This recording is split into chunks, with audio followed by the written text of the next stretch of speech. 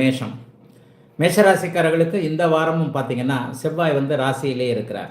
அடுத்த வாரம், அதாவது இந்த வாரத்திலேயே ஜூலை 12ஆம் தேதியிலிருந்து குருமங்கல யோகம் என்று சொல்லப்படக்கூடிய மிகப்பெரிய யோக பலன்கள் நடக்கக்கூடிய அமைப்பு இப்போது மேஷராசிக்காரர்களுக்கு நடக்க போகுது. என்ன? ராசிநாதன் சுபத்துவத்தை அடைய போகிறார். ஜூலை 12ஆம் தேதியிலிருந்து ஒரு 45 நாட்களுக்கு 2ஆம் இடத்துல குருவோட அமைப்பில் இருப்பார். ஆக இந்த வாரம் 12ஆம் தேதியிலிருந்தே மேஷராசிக்காரர்களுக்கு ஒரு நல்ல உன்னதமான அமைப்புகள் 7 வார காலத்திற்கு நடக்குதுன்னு சொல்லுவேன். எப்பொழுதெல்லாம் ராசி குருவுடைய பார்வையில், ராசிநாதன் குருவோட பார்வையில் இணைவில் இருக்கிறாரோ அப்போல்லாம் அந்தந்த ராசிக்காரர்களுக்கு நல்லது ஏற்படும். ஏற்கனவே குரு 2ஆம் இடத்துல இருக்கும்போது இப்போது மங்கள யோகமும் ஜூலை 12ஆம் தேதியிலிருந்து நடக்குது இல்லையா?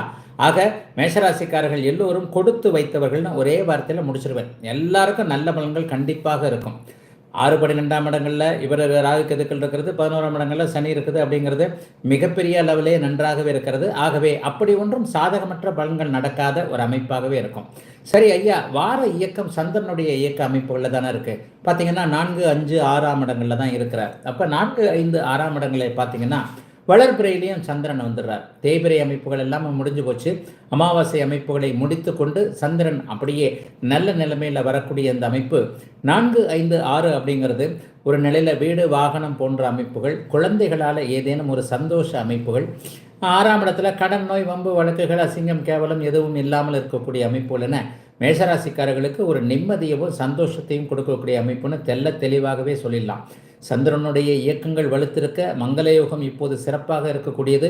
மங்களயோகம்னா என்னங்க? வீட்டில் இது வரைக்கும் கிடைக்காத ஒரு மங்கள அமைப்புகள், குடும்பத்தில் இது வரைக்கும் இல்லாத ஒரு நிம்மதி, காசு பண அமைப்புகளில் இது வரைக்கும் இல்லாத ஒரு அமைப்புகள், இது வரைக்குமே அப்படி ஒன்றும் பெரிய பண அமைப்புகளில் எனக்கு நல்லா இல்லைங்க, இந்த மாதிரியான நிலைகளில் இருந்தவர்களுக்கு கூட இப்போது ஓரளவிற்கு நல்ல வருமானங்கள் வரக்கூடிய, ஏதிலும் ஒரு நிறைவுகள் இருக்கக்கூடிய நல்லதொரு வாரமாகவே இந்த வாரம் இருக்குதுங்க.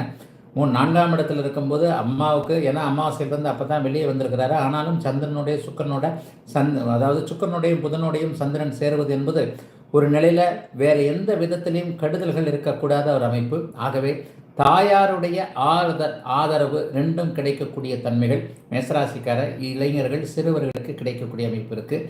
கல்வி மேன்மைகள் இருக்கக்கூடிய அமைப்புகளும் கண்டிப்பாக இருக்கிறது. இந்த வாரமே அப்படி ஒன்றும் பெரிய சாதகமற்ற தன்மைகளை எதுவும் தராமல் ஒரு நிலையில் நல்ல விதமான பலன்களை தரக்கூடிய அமைப்புல தான் கண்டிப்பாக மேஷராசிக்காரர்களுக்கு இருக்கிறது. சந்திராசிரமம் இந்த வாரமும் கிடையாது.